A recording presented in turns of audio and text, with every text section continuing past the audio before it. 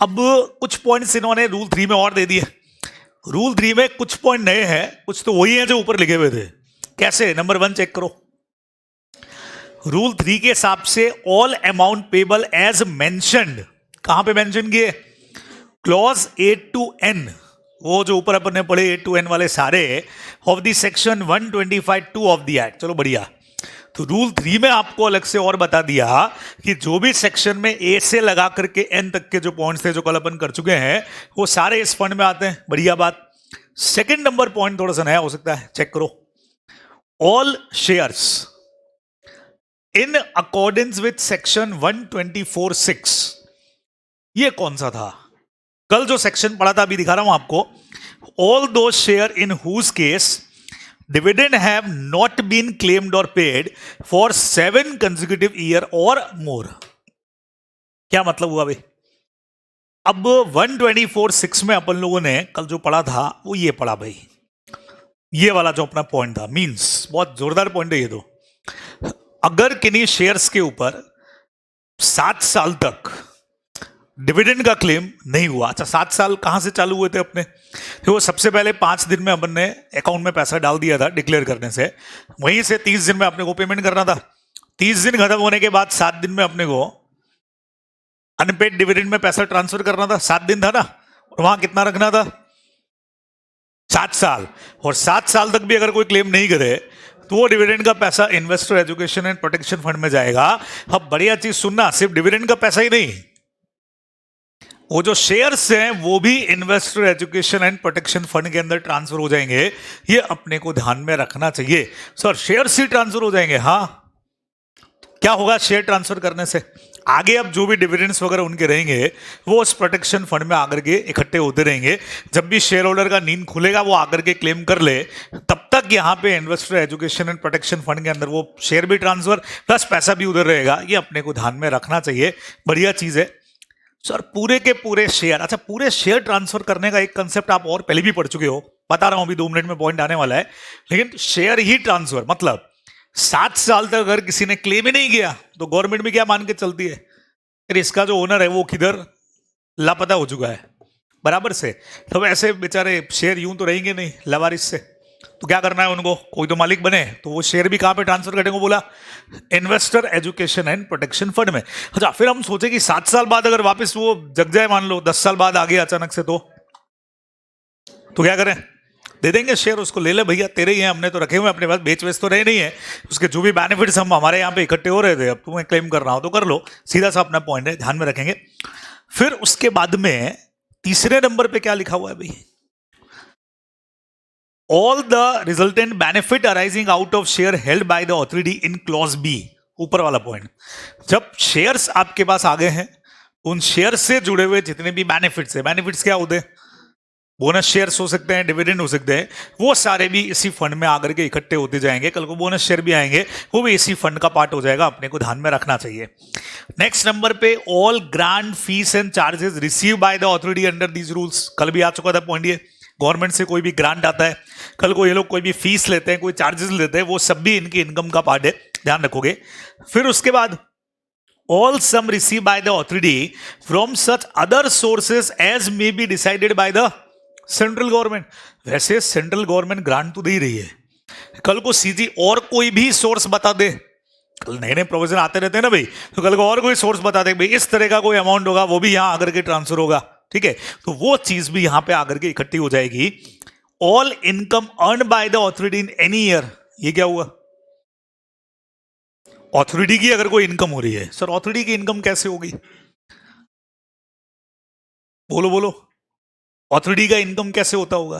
वो एक तो कल वाला था, कौन सा? इन्वेस्टमेंट करोगे तो इनकम होगा, और कोई इनकम का सोर्स, कोई फीस वगैरह लगा दी, ऊपर आ चुका है हालांकि, लेकिन इस पॉइंट में इन्होंने सब कुछ डाल दिया कि और भी अगर कोई इनकम हो रही है किसी तरह की, सपोज करिए कल को इन्होंने किसी के साथ कोलैबोरेट करके कोई एडवर्टीजमेंट चालू किया, कोई काम शुरू किया, हाँ इन्वेस्टर के एजुकेशन का, ठीक है, उसमें कुछ कंपनीज लोगों ने इनको सपोर्ट किया रहेगा उससे, या कोई मान लो कोई इवेंट करवाया, उससे कोई इनकम रहा होगा। आजकल करवाते ना भाई ये लोग, इवेंट करवाते रहते हैं, तो वैसा कुछ करा और उससे कोई भी इनकम हुआ तो वो भी इसी का पार्ट रहेगा, अपने को ध्यान में रखना चाहिए। नेक्स्ट नंबर को क्रॉस चेक करेंगे अभी, एफ ए को पढ़िए इस लाइन को। All shares held by authority in accordance with proviso of section 90 subsection 9 of the act and all the resultant benefit, जो भी उसके बेनिफिट मिलेंगे उन शेयर के, विदाउट एनी रेस्ट्रिक्शन। अब ये क्या है? मैनेजमेंट और एडमिनिस्ट्रेशन फर्स्ट वाला चैप्टर निकालो, नोट्स में से वो चैप्टर निकालो भाई, और उस चैप्टर में सेक्शन नंबर 90 पे आओ, उसका सबसेक्शन 9 निकालो। सेक्शन 90 बेनिफिशियल ओनर वाला जो था 116 पर, उसमें एक प्रोविजो दे रखा है, देखो उसमें investor education and protection fund का रूल दे रखा है, मिला? देख लो क्या बोला हुआ है वहां पे, प्रैक्टिकली लिखा हुआ क्या है? अगर इसमें डिक्लेरेशन किसी तरह का नहीं हुआ तो ट्रिब्यूनल उन शेयर के बेनिफिट्स को रोक देगा, ऐसे ही कुछ बोला हुआ है। और अगर आपको रेस्ट्रिक्शन हटवाना है तो एक टाइमिंग दे रखा है वहां पे, चेक करो तो कितना, 1 ईयर का है ना, ऑर्डर से 1 ईयर का। और 1 ईयर के अंदर अगर आपने एप्लीकेशन नहीं दिया तो क्या होगा? तो इन शेयर्स का क्या होगा? देखो लिखा हुआ है क्या, investor education and protection fund में ट्रांसफर हो जाएंगे, दे रखा है क्या? बोलो, सेक्शन भी यही दे रखा होगा 125(5) है ना, सब सेक्शन 5। तो ऐसा क्रॉस चेक हो जाएगा। अब ये तभी कर पाओगे जब सेक्शन 90 तुम लोग ने पढ़ रखा हो, तभी हो पाएगा। तो सेक्शन 90 में बेनिफिशियल ओनर्स पे बात थी, है ना, 2 पार्टीज पे उसमें अपन ने बात की थी। एक पर्सन होता है रजिस्टर्ड शेयर होल्डर, जिसका नाम कंपनी के रजिस्टर में है लेकिन बेनिफिट उसको नहीं मिल रहा है, वो किसी और के बिहाफ पे शेयर हेल्ड करके रख रहा है। और उसी में एक आता है बेनिफिशियल ओनर 89 में, और एक होता है ना अपने एसबीओ, जिसको क्या बोलते हैं, सिग्निफिकेंट बेनिफिशियल ओनर। तो उसके लिए ये पूरा का पूरा सेक्शन है, और उसमें एक टाइमिंग आपको दे रखा है जिसमें आपको डिक्लेरेशन वगैरह करनी होती है, नहीं तो ट्रिब्यूनल आपके राइट्स को रोक देगा। और 1 साल तक अगर आपने वापस ठीक नहीं किया मामला, ट्रिब्यूनल को एप्लीकेशन नहीं लगाया, तो वो जो सारे शेयर्स हैं वो सब के सब यहां आकर के ट्रांसफर हो जाएंगे। देखो क्लियर बोला है, all share held by the authority according with proviso of section number 90 subsection 9 of the act, और उससे जुड़े हुए सारे बेनिफिट्स भी, शेयर पे जो भी बेनिफिट्स, बोनस जो अपन ने अभी पढ़ा, और आगे बोला है विदाउट एनी रेस्ट्रिक्शन, वो सेक्शन डायरेक्ट आपको परमिट कर रहा है कि शेयर इधर आकर के ट्रांसफर हो जाएंगे, तो फिर ये वापस भी नहीं जाने वाले, ध्यान रखना। उस सेक्शन में वापस शेयर लेने की कोई बात नहीं बोली है, क्लियर बोला है 1 साल तक अगर आपने ट्रिब्यूनल को अप्लाई नहीं किया वापस से रेस्ट्रिक्शन हटाने के लिए, तो शेयर इधर आकर के ट्रांसफर हो जाएंगे, कहानी खत्म हो जाएगी। ये अपने को ध्यान में रखना चाहिए, ठीक है ना। जी पॉइंट भी चेक करो, छोटा सा पॉइंट है, all amount payable as mention in the, 2 sections use किए हैं, एग्जाम पर्पस से अगर नहीं याद रहे तो डायरेक्ट नाम याद रख लेना, banking companies acquisition and transfer of undertaking act 1970 और 1980 भी। सर ये है क्या, बता देता हूं। 10B वाला जो सेक्शन है दोनों ही एक्ट में, उसमें बैंकिंग कंपनीज में भी डिविडेंड की बात लिखी हुई है। सेम बात का मतलब, जैसे किसी बैंकिंग कंपनी ने कोई डिविडेंड डिक्लेयर किया, तरीका अभी भी वही, 30 दिन के अंदर पेमेंट करना है, नहीं हुआ तो 7 दिन में अनपेड डिविडेंड अकाउंट में पैसा ट्रांसफर करना है। कितने टाइम तक? 7 साल। और 7 साल तक भी अगर क्लेम नहीं हुआ तो investor education and protection fund में पैसा ट्रांसफर हो जाएगा। यही सब लिखा हुआ है section 10B of banking regulation act भी बोल सकता हूं मैं इसको, या फिर मैं बोल सकता हूं banking companies acquisition and transfer of undertaking act 1970 as well as 80 में। तो सर अलग से क्यों दिया? तुम लोग जानते हो बैंकिंग कंपनीज पर हमारे प्रोविजन लगते तो हैं, लेकिन जहां उनके लिए स्पेशल प्रोविजन बना दिए गए वहां उनके प्रोविजन फॉलो होंगे, तो थोड़ा बहुत प्रोविजन में डिफरेंसेस हैं। ये वाला पॉइंट तो सेम टू सेम है, लेकिन बाकी जगह पे डिविडेंड को लेकर के डिफरेंसेस हैं, तो उनका सेक्शन अलग से लिख दिया। तो बैंकिंग कंपनीज को भी बोला कि तुम्हारे शेयर होल्डर ने भी अगर डिविडेंड क्लेम नहीं किया है तो वो पैसा भी वही 7 साल वाले सिस्टम के बाद यहां आके ट्रांसफर करना है। लेकिन चूंकि सेक्शन 10B या बैंकिंग रेगुलेशन आपके कोर्स में नहीं है, तो अपने को तो सिर्फ कितना याद रखना है यार, बैंकिंग रेगुलेशन एक्ट में जो डिविडेंड अनपेड डिविडेंड है वो इधर आकर के ट्रांसफर हो जाएगा, ऐसा भी लिख दोगे तो चल जाएगा। ये अपने को ध्यान में रखना है, सेक्शन याद रखने की जरूरत नहीं, अपने ही नहीं याद होंगे तो ये कहां से याद करोगे तुम 10B और ये B और दूसरों के बराबर। और H वाला पॉइंट चेक करो, all other sum of money collected by authority as क्या मतलब होता है इन्वेस्ट का? जो लिखा गया है उसमें बताया गया है, दिया गया है in the act, prescribed in the act भी बोल सकता हूं मैं इसको, और भी कोई अमाउंट, मैंने कहा ना और भी हो सकते हैं, कल को बोल दे तो और पढ़ने पड़ेंगे यहां पे। तो ये सारी की सारी एक पूरी लिस्ट है जो investor education and protection fund में पैसा आकर के इकट्ठा होगा। तो इनमें से कल वाले पॉइंट के अलावा कौन से थे? बाकी तो लगभग वही है। एक तो सेक्शन 90 के हिसाब से जो शेयर्स आ रहे हैं, एक इसी के अंदर सेक्शन 124 में 7 साल तक अगर कोई शेयर्स पे क्लेम नहीं कर रहा है तो वो शेयर भी इधर आकर के ट्रांसफर हो रहे हैं। और क्या है नया कुछ? बाकी तो वही है, गवर्नमेंट का ग्रांट हो रही है, बैंकिंग कंपनीज वाला जो उनका भी अनपेड डिविडेंड है वो भी इधर आकर के ट्रांसफर होगा। बाकी और कोई इनकम वगैरह जनरेट करें, और भी ग्रांट फीस कल भी आ चुका था, ये सब इस फंड के अंदर आकर के इकट्ठा होगा और ये पूरा का पूरा फंड यहां आकर के क्रिएट होगा। अच्छा, ये फर्दर वाला पॉइंट कल पढ़ चुके हो, चेक करो तो, फर्दर वाला पॉइंट कल पढ़ चुके हैं अपन, पढ़ना एक बार इसको, कल था क्या ये? In case of term deposit and debenture of company due unpaid or unclaimed interest shall be transferred to the fund along with the transfer of mature amount of term deposit and debenture. मतलब 7 साल तक due होने के बाद 7 साल तक deposit पे claim नहीं किया पर्सन ने, क्या करें? इंटरेस्ट अमाउंट भी प्लस डिपॉजिट अमाउंट है वो भी यहां आकर के ट्रांसफर होगा, पता ही अपने को। अच्छा, सेम कल अपन ने पढ़ा डिबेंचर्स का, क्या करना है? यही तरीका, ड्यू हो गया लेकिन 7 साल तक अगर क्लेम नहीं हुआ तो क्या करें? डिबेंचर का अमाउंट भी as well as interest amount भी, वो सब यहां आकर के ट्रांसफर होगा। तो वही कल वाला पॉइंट इन्होंने लिखा है, ये अपने को यहां पे ध्यान में रखना चाहिए, सिंपल सा पॉइंट है, खत्म हो गया। तो लंबी चौड़ी लिस्ट दे रखी है आपको। अब मैं चाह रहा हूं, यूटिलाइजेशन बहुत छोटा सा है, फर्स्ट पॉइंट पढ़िए तो देखो क्या समझ में आता है।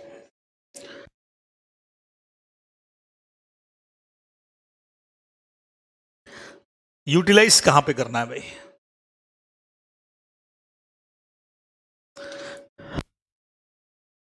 हाँ जी, कुछ समझ आया?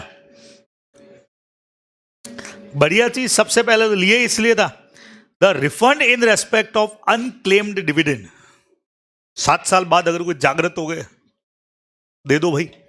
सेकंड नंबर, डिपॉजिट वाले जागृत हो गए उनको भी देना पड़ेगा, डिबेंचर्स वाले भी, एप्लीकेशन मनी वाले भी, और उनका जो इंटरेस्ट हमारे पास आकर के इकट्ठा हुआ वो भी अपने को उनको देना पड़ेगा। ठीक है, सिंपल। ये तो एक छोटी सी इसमें दिक्कत लग रही है, कहीं आगे दे रखा है क्या? प्रेफरेंस शेयर वालों को तो बोला ही नहीं।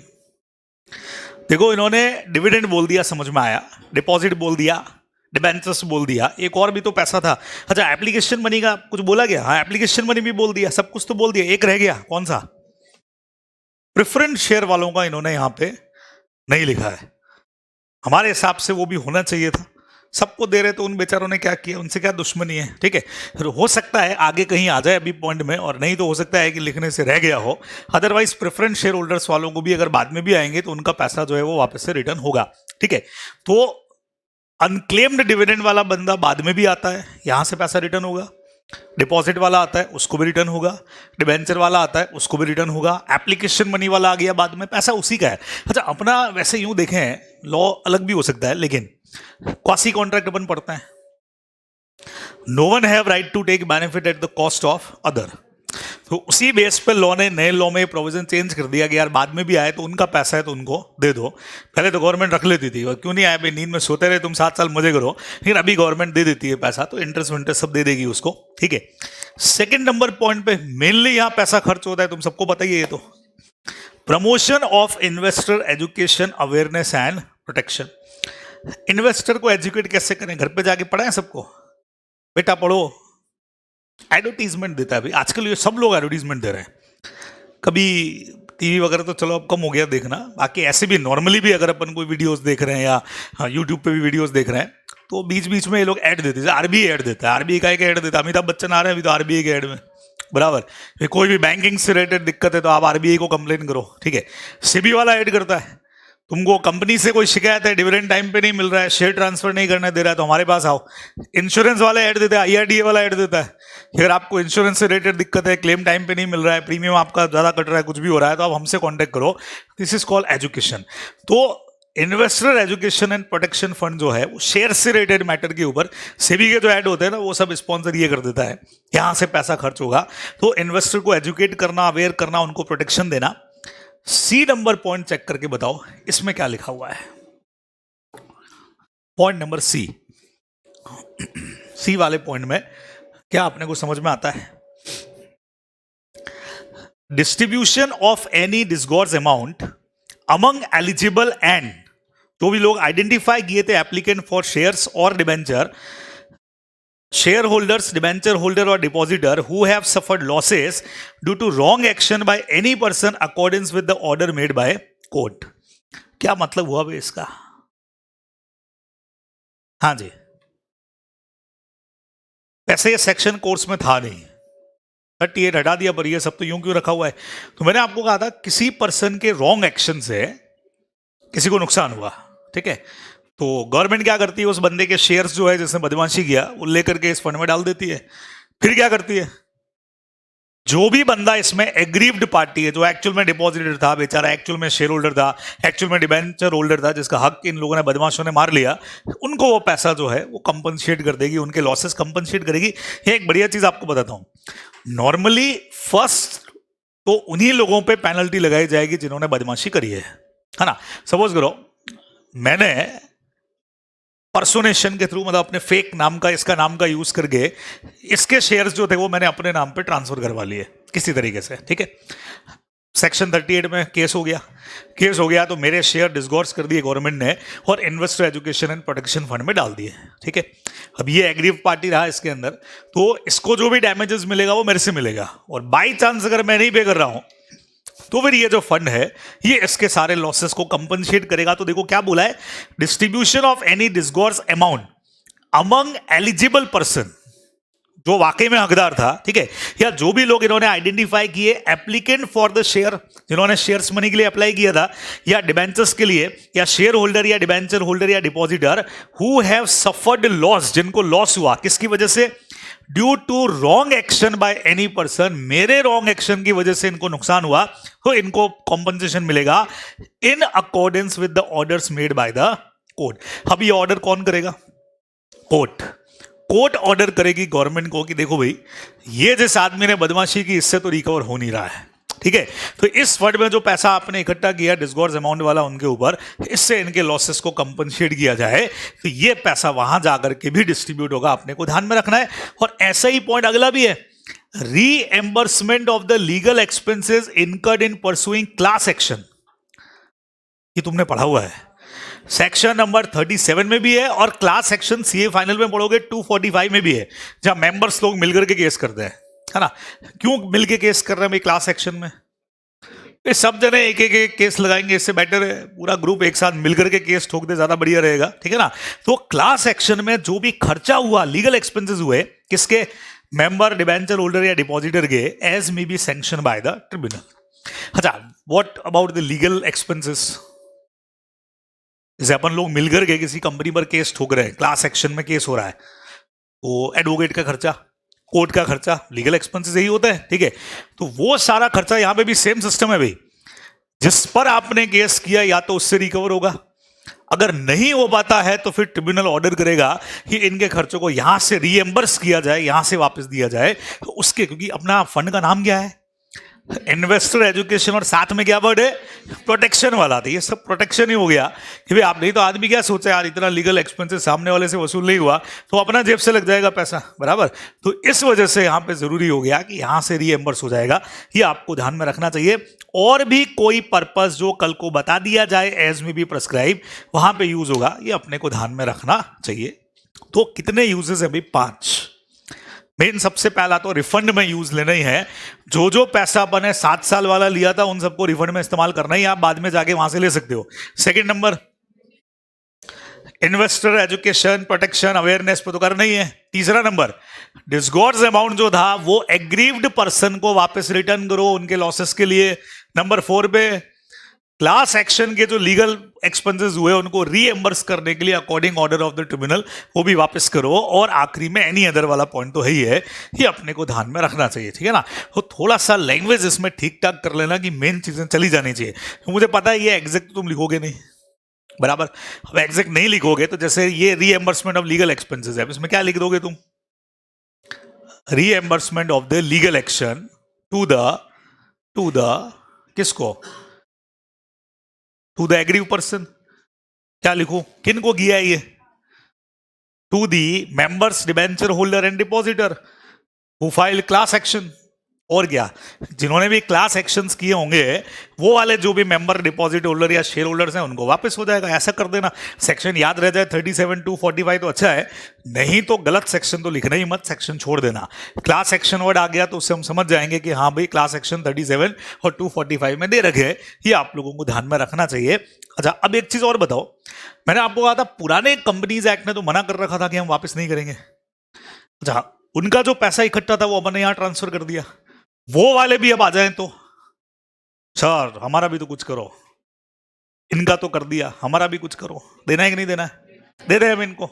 चलो ये प्रोविजो वाला पॉइंट पढ़ो फटाफट, ये इनका क्या करना है अपने को, एक बार रीडिंग लगाओ।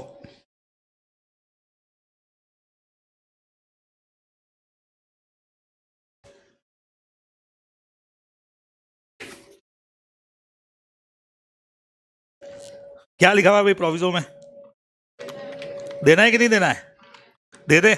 यानी इन लोगों को भी हम लोग क्या करें, सीधा सीधा सा तरीका है कि पेमेंट अपने को कर देना है। 205C में जो पुराने लोग थे वो भी क्लेम करेंगे कि सर नए वालों को दे दिया हमारा भी कुछ कर दो, तो इनको भी अपन पैसा रिफंड कर देंगे, ये अपने को ध्यान में रखना है। सीधा सा पॉइंट हो गया खत्म। क्लेम का पॉइंट क्या कहता है, any person claiming to be entitled to the amount refund may apply to the authority constituted under the payment of the money claim. ठीक है भाई, आपको अप्लाई करना पड़ेगा, घर आके नहीं देंगे, जो भी ऑथोरिटी या बनी हुई है आप उसको अप्लाई करोगे तो वो पैसा आपको रिफंड हो जाएगा, ध्यान में रखना है। यहां अगर के आपका किधर से पैसा आएगा जाएगा वो सब तो हो गया खत्म, ठीक है। तो आने के बहुत सारे तरीके, जाने के भी कुछ तरीके हैं जिसके लिए अपन ने बनाया, वो तो खत्म हो गया। अब एक पॉइंट आगे वाले जो दे रखे हैं इनमें एक पॉइंट ठीक ठाक है, ये वाला एडमिनिस्ट्रेशन ऑफ द ऑथोरिटी। मतलब ये जो पूरा फंड है वैसे तो आरबीआई कंट्रोल करता है, लेकिन इसके लिए अलग से अपने एक ऑथोरिटी बना दी। और इसमें कौन कौन है, नंबर 1 पे देखो, चेयरमैन है क्या, चेयरमैन है कौन, हाँ चेयरमैन इसमें कौन होगा, the secretary ministry of corporate affair shall be x officio chairman. What is the meaning of ex officio, वो सेक्रेटरी है इसलिए चेयरमैन है, समझ में आया सबको। हाँ, उपराष्ट्रपति राज्यसभा का जो प्रेसिडेंट होगा, मतलब जो वो उपराष्ट्रपति ही होगा, उपराष्ट्रपति है इस वजह से वो राज्यसभा का स्पीकर है, ऐसा कुछ समझ में आया नहीं ना, समझाते हैं, जिनको नहीं आया उनको समझा देते हैं। एक्स ऑफिसो क्या होता है, जैसे बहुत सिंपल है, इसमें इस वक्त जो भी इंडिया के अंदर जितनी भी आर्मीज हैं, जो भी गवर्नमेंट ऑर्गेनाइजेशन है, उन सबका हेड कौन होता है पता है किसी को, प्रेसिडेंट ऑफ इंडिया।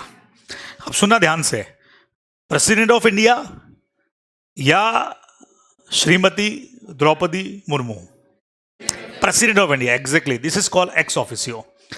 ये क्यों है, आपकी जो पोस्ट होती है ना, आप उस पोस्ट पे हो, इस वजह से आप सबके लीडर हो। जैसे ही बंदा चेंज होगा वो हो जाएगा, इसीलिए हम उस पर्सन का नाम कभी लिखते ही नहीं, हम क्या बोलते हैं, प्रेसिडेंट ऑफ इंडिया। इसने एक एग्जांपल दिया, जो भी यहां पे उपराष्ट्रपति होगा, वाइस प्रेसिडेंट, वो होता है राज्यसभा का सभापति, स्पीकर। ये अपने आप से एक रूल बना रखा है, जो भी होगा, जो भी उपराष्ट्रपति बनेगा वो अपने आप से इसका क्या होगा, सभापति या स्पीकर बन जाएगा, बराबर से। तो ये क्यों है, this is called ex officio, बराबर, इसको अपन एक्स ऑफिसो बोलते हैं कि उस पोस्ट की वजह से आप इस पोस्ट के ऊपर हो, ये अपने को ध्यान में रखना है। एक और एग्जांपल देता हूं, जेएनयू ने अपनी एक कमेटी बना रखी है, जय नारायण व्यास विश्वविद्यालय, उसकी कमेटी बनी हुई है। उस कमेटी के मेंबर्स में मान लो लिखा हुआ है कलेक्टर ऑफ जोधपुर, अब पर्सन का नाम नहीं है, जो भी बंदा जोधपुर कलेक्टर होगा वो ऑटोमेटिकली वहां पे क्या बन जाएगा, मेंबर, सीनेट का member. This is called this is called x officio. तो अलग से आपका अपॉइंटमेंट नहीं हो रहा है। अच्छा, कल को इनका पोस्टिंग हो गया कहीं और जोधपुर कलेक्टर कोई और आ गया तो चला गया, उसकी पोस्ट भी साथ में चली गई। अब जो कलेक्टर है वो मेंबर बन जाएगा। लेकिन यही अगर आप उस पर्सन को मेंबर बनाते हैं तो वो भले ही जोधपुर कलेक्टर हो, भले ही बाड़मेर का कलेक्टर हो जाए, वही बंदा रहता। लेकिन यहां पे पोस्ट से अपने को मतलब है, this is called x officio. तो इट मींस जो भी मिनिस्ट्री ऑफ कॉर्पोरेट अफेयर का सेक्रेटरी होगा वही होगा chairman of the investor education and protection fund authority, जो इसको कंट्रोल कर रही है, उसका हमेशा वो रहेगा चेयरमैन। अच्छा, और कितने लोग होंगे भाई?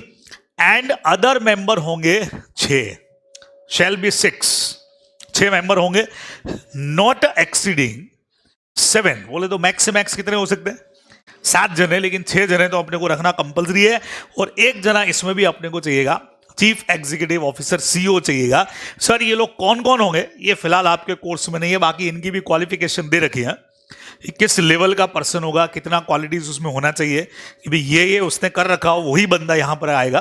ठीक है, तो फिलहाल एडमिनिस्ट्रेशन के लिए अपने पास 3 जने हैं भाई। सबसे पहले चेयरमैन हमेशा कौन? अपना एमसीए का सेक्रेटरी भाई।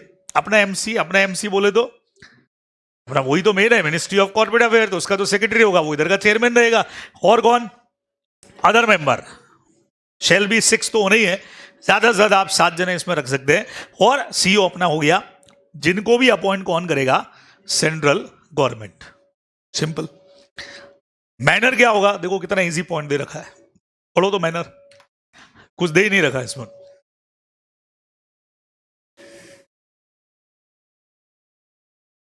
हाँ बस सिंपल, एग्जाम में नहीं पढ़ के जाओगे चलेगा मेरे को।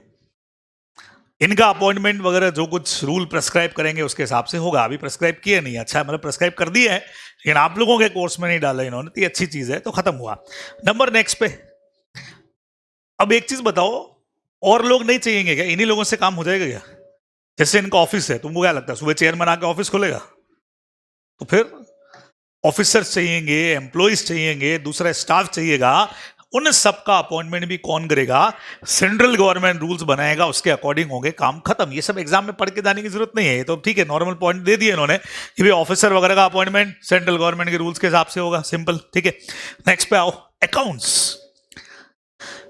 अकाउंट्स मेंटेन करने हैं क्या? करने ही पड़ेंगे भाई।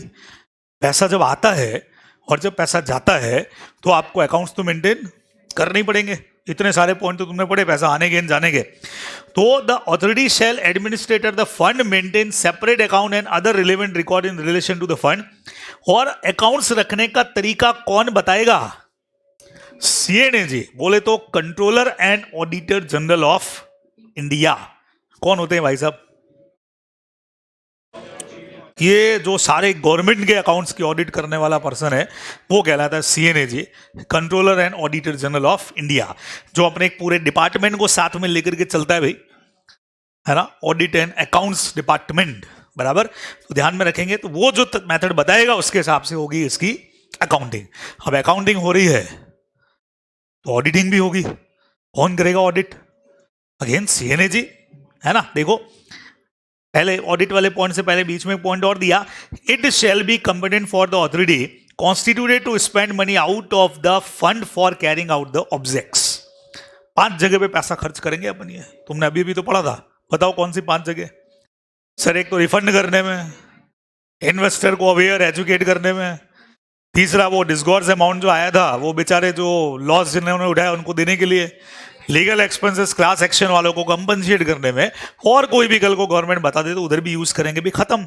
ऑडिट कौन करेगा? चेक करो, ऑडिट करेगा कंट्रोलर एंड ऑडिटर जनरल, जिसको शॉर्ट में हम लोग क्या बोल देते हैं? सीएजी या सीएनएजी भी बोलते हैं, सीएजी कैग बोल सकते हो, वैसे लगा मेनली जो वर्ड इसके लिए यूज होता है वो कैग, सीएजी कैग, ठीक है ना। न्यूज़पेपर वाले जब छापते हैं ना तो ये छापते हैं कैग की रिपोर्ट के अंदर ये कहा गया है। तो controller and auditor general and such audited accounts together with the audit report shall be forwarded annually to the authority to the central, annually by the central government। Central government को अपने को भेज देना है ऑडिट रिपोर्ट, और जो भी accounts का डिटेल होगा वो सब किसको भेजोगे? सेंट्रल गवर्नमेंट को। और सेंट्रल गवर्नमेंट क्या करेगी? पार्लियामेंट के हाउसेज में इसको कर देगी प्रेजेंट। देखो, the authority shall prepare for each financial year annual report भी बनानी पड़ेगी। सारे अकाउंट्स का पूरा डिटेल इसकी कॉपी सेंट्रल गवर्नमेंट को भेज दो, और सेंट्रल गवर्नमेंट एनुअल रिपोर्ट और ऑडिट रिपोर्ट का जो कॉपी है वो बोथ हाउसेस ऑफ पार्लियामेंट जो है वहां पे रख देगी। ईच हाउस ऑफ पार्लियामेंट बोले तो राज्यसभा एंड लोकसभा, ये अपने को ध्यान में रखना है। हर गवर्नमेंट डिपार्टमेंट का यही रूल होता है। जितने पढ़ोगे सब में फिक्स सिस्टम है। ये 4 पॉइंट, अभी तो तुम्हारे कोर्स में इतनी ऑथोरिटीज के पार्ट है नहीं, बाकी ये 4 पॉइंट सब में सेम है। अकाउंट्स मेंटेन करना है, मेथड कौन बताएगा? सीएनएजी। फिर ऑडिट करनी है, कौन करेगा? Controller and auditor general. फिर वो ऑडिट रिपोर्ट बना के किसको दे देगा? सेंट्रल गवर्नमेंट को फॉरवर्ड कर देगा। इसके अलावा इस ऑथोरिटी को बनानी पड़ेगी एक एनुअल रिपोर्ट। तो 2 चीजें सेंट्रल गवर्नमेंट को भेजोगे, कौन कौन सी? कंपनी लोगों में भी तो बनाते थे, पर नॉर्मली एनुअल रिपोर्ट है ना बनाते, एनुअल रिटर्न बनाते थे, ये एनुअल रिपोर्ट बना रहे हैं, प्लस साथ में ऑडिट रिपोर्ट का कॉपी सेंट्रल गवर्नमेंट के पास, और वहां से किधर? ईच हाउस ऑफ पार्लियामेंट में प्रेजेंट होगा। हर डिपार्टमेंट का यही रूल काम करता है, ये अपने को ध्यान में रखना है। इधर आकर के सेक्शन 125 खत्म। तो ये अकेला एक सेक्शन इस पूरे चैप्टर में है जो प्योर थ्योरी का है। प्योर थ्योरी मतलब पढ़ना ही पढ़ना है, इतने सारे पॉइंट्स, ये पैसा आ रहा है, वो पैसा आ रहा है, वो पैसा आ रहा है, पर ठीक है अब एक सेक्शन है तो है भाई, क्या कर सकते हैं। तो यहां आकर के